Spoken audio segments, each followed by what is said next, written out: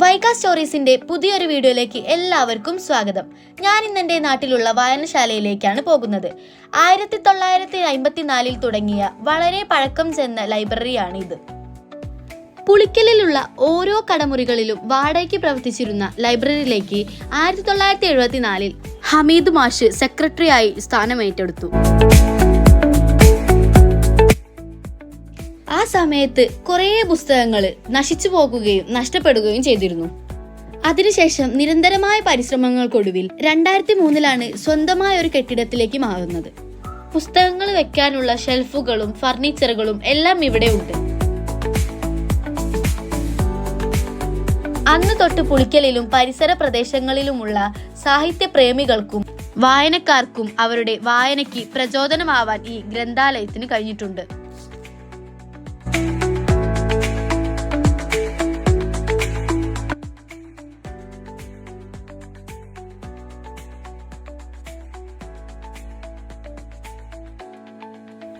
ഈ ലൈബ്രറിയിൽ ബാലോത്സവവും നടക്കുന്നുണ്ട്. അതുപോലെ താലൂക്ക് ബാലോത്സവത്തിൽ 2017 മുതൽ UP വിഭാഗത്തിലും ഹൈസ്കൂൾ വിഭാഗത്തിലും 1ാം സ്ഥാനവും ഓവറോൾ ചാമ്പ്യൻഷിപ്പും തുടർച്ചയായി ലഭിക്കുന്നുണ്ട്.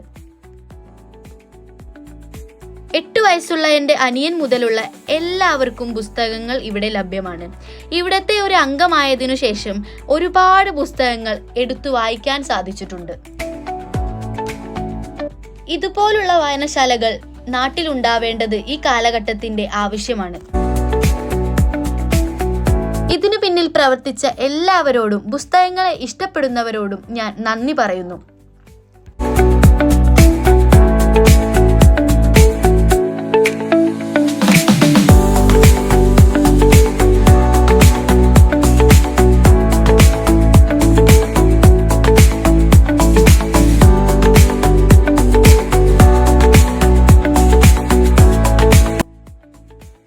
വീഡിയോ ഇഷ്ടപ്പെട്ടു കഴിഞ്ഞാലേ ലൈക്കും ഷെയറും സബ്സ്ക്രൈബും ചെയ്യാൻ വേണ്ടി മറക്കരുതേ.